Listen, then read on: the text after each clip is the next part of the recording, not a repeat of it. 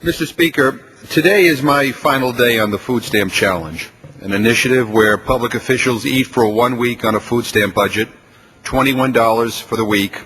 That's $3 a day or $1 per meal. This amount reflects the national average of food stamp benefit.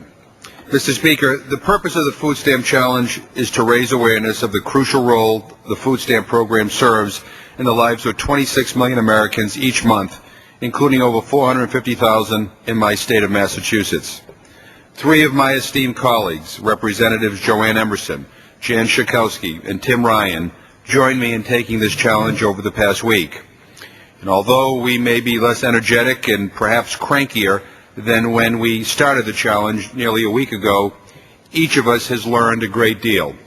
Certainly, my wife Lisa and I have gained valuable insights from our experience on a very tight budget.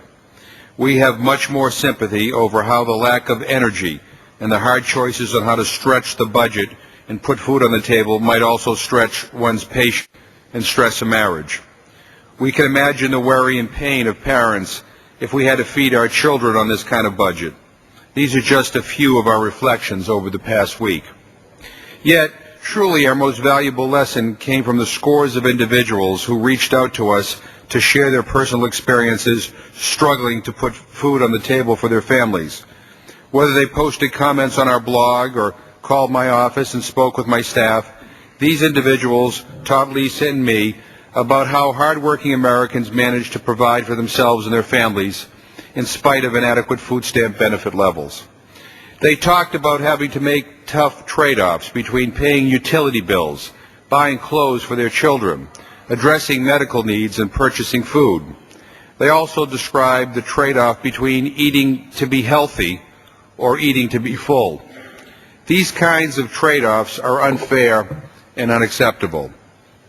Mr. Speaker, America can and should do more for low-income individuals and families working hard to survive each and every day. One way we can do that is through the Feeding America's Families Act, a bill that I introduced earlier this month with my colleague, Congresswoman Joanne Emerson. The Feeding America's Families Act would strengthen the food stamp program to better meet the needs of low-income Americans. It raises the minimum benefit from $10 a month, an amount that has not increased since the 1970s, to about $30 a month. It also indexes current benefit levels to the rate of inflation, ensuring that the purchasing power of food stamps remains constant.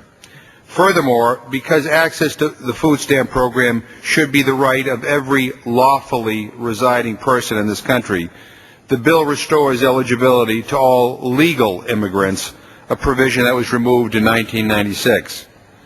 On Sunday, May 13th, Mother's Day, the New York Times editorial said that, and I quote, "Bring food stamps must be Congress's top priority in this year's Farm Bill," end quote. Well, I could not agree more. And my week on the Food Stamp Challenge has not only strengthened my conviction, I encourage all of my colleagues to co-sponsor H.R. 2129, Feeding America's Families Act, and other legislative efforts to bolster and improve our federal hunger and nutrition programs. The cliche tells us that where there's a will, there's a way. But in this case, there is a very clear way.